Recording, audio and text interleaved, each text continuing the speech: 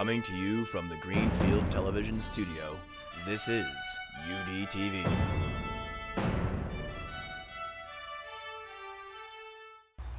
On September 13th, Upper Dublin joined together to showcase the highlights of our township with interactive games and booths sponsored by local businesses. Hello, I'm Josh Bachman. And I'm Isabel Beta. This is Udtv. Let's take a look at how this Cardinal event turned out with Abby and Lily. Hi, we're with Udtv. Maddie, can you tell us your thoughts on Community Day? I'm really excited for the dunk tank and to watch the dancers and for the block party afterwards. Hey guys, I'm here with Susan and Taylor about Community Day. Guys, anything you want to say? There are fireworks. I know that. Yeah, I like the fireworks. They're nice. They're pretty colorful. There are fireworks? Sure.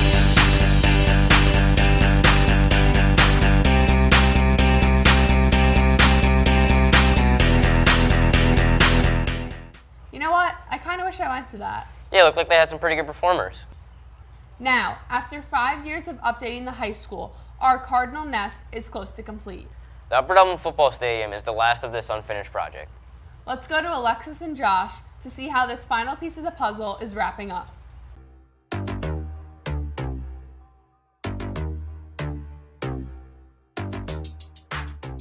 So, Mr. Wall, do you think I belong on the football team? Absolutely. Great answer. Greg, do you think I belong on the football team? Oh, absolutely. I think Alexis could slot in right here at right guard. I don't know who Stover's got going, but we'll see Friday night, right?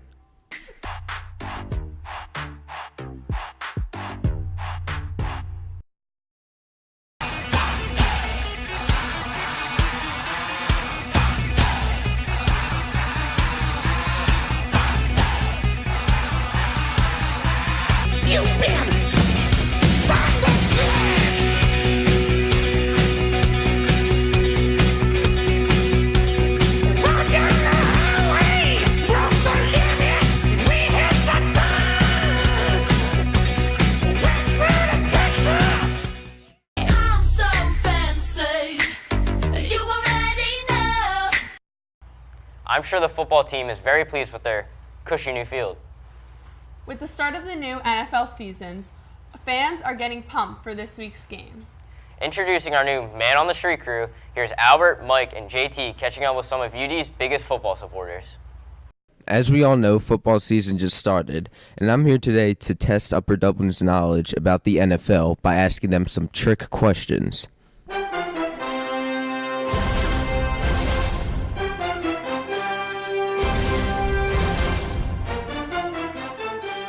So Peyton Manning went on a Super Bowl run last year.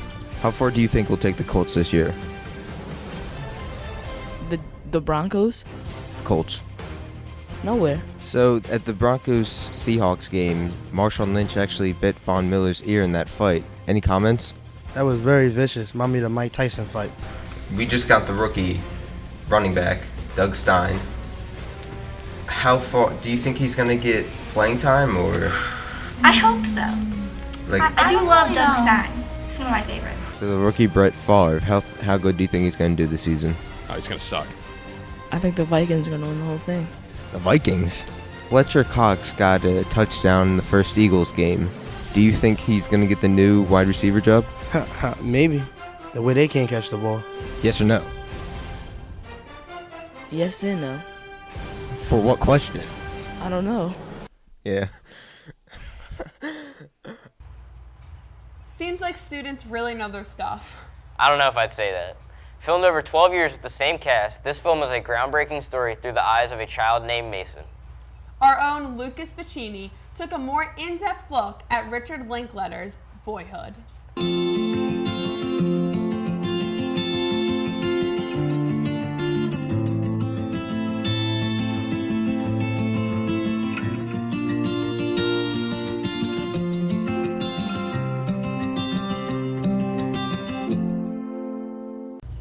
And that they did. Welcome to the premiere of Movie Review. I'm your host, Luke, and today we're going over possibly the best film of the decade, Boyhood.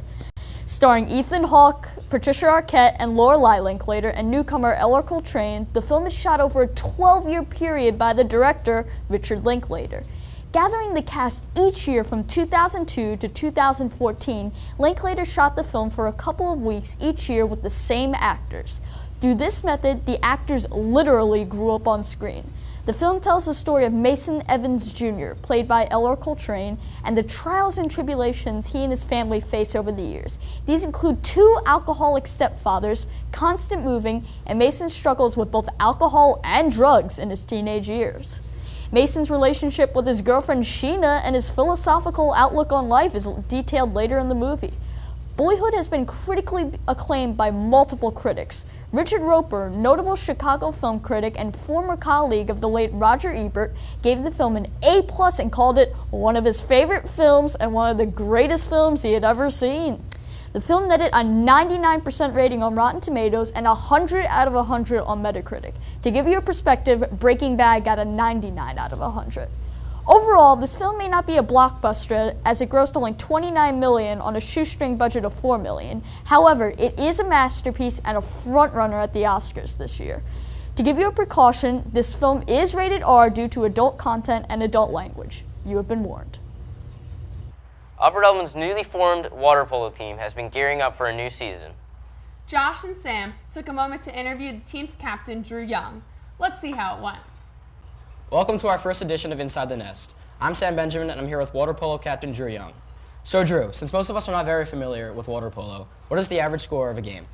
The average score is about 8 or 9 goals, but if the teams are not playing well and like good defense, can get up into the 20s, high teens. So you guys are treading water this whole entire time?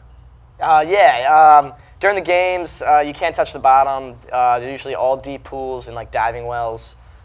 So you're treading the whole game. You can't touch the walls, and it's tiring. So what is the toughest part about playing water polo? I think the toughest part is just trying to get yourself mentally in the game, because while you're trying to score goals, you're fighting with people, and you're basically just wrestling in the water. So trying to just stay up above the water and trying to breathe is pretty tough when a guy's trying to push you down. Well, the Bird Gang will come out to support for sure. Thank you, Joe. Thank you. So like relax, I'm spilling these raps long as you feel them till the day that I drop. You'll never say that I'm not killing them, cause when I am not, then I'm a stop. For the past couple of months, our staff has been receiving letters sent by you guys, the students, asking for advice on daily struggles. Don't worry, guys, because Peter and Jelly have it under control. They're going to give you some well-needed advice. Hi, I'm Pete. This is Joe, and today we're going to be answering some questions. Yes, these questions are directly from you, the UDTV audience. So let's start off with number 1 here. Okay. All right. It's a scroll, that's interesting. Yes, it is. Proceed. Question number 1. Dear Pete and Joey, I have a hard time eating breakfast in the morning. Right. I don't know what I should eat, what's good for a nice balanced breakfast in the morning to give me the energy needed for the rest of the day. Do you have any ideas, suggestions? Yeah, that's actually a real simple fix. What you want to do is have breakfast, lunch, and dinner all at breakfast time, because that gives you all the nutritional values you need in one day at one meal. So you're good. No, I don't think that's right. That's all we need. That's actually all you need. Okay, so let's go to question 2. Okay. All right, fine. Okay, let me just find it here. It's far down the scroll for question 2. Okay, here we go. Okay, go ahead. Question number 2. Dear Pete and Joey, I need a ride to school. Right. I don't have a car, and I don't want to take the bus.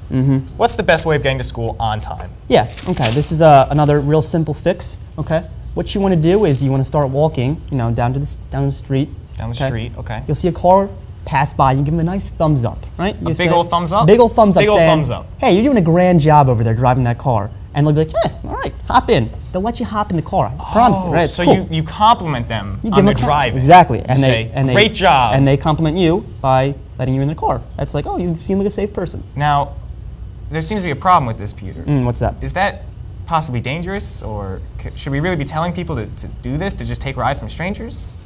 That's all the time we have today. I'm Pete. This is Joe. Well, I mean, we had another question. And these were some questions I don't think we're ready to cut yet. Although it seems like the school year just started, Cora was coming up right around the corner. So Erica and Julia taught some of UD's finest how to dance like their grandma's watching.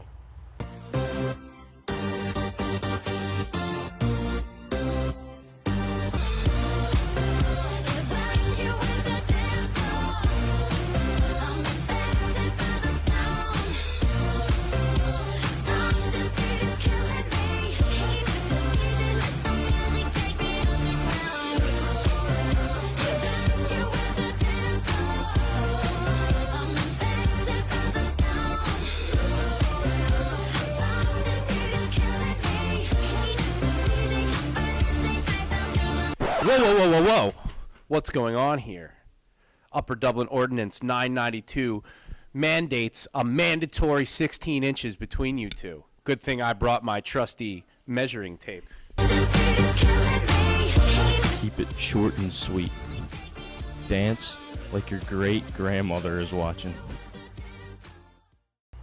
A special thanks to everyone who helped make this episode go off without a hitch. I'm Josh Bachman. And I'm Isabel Bates.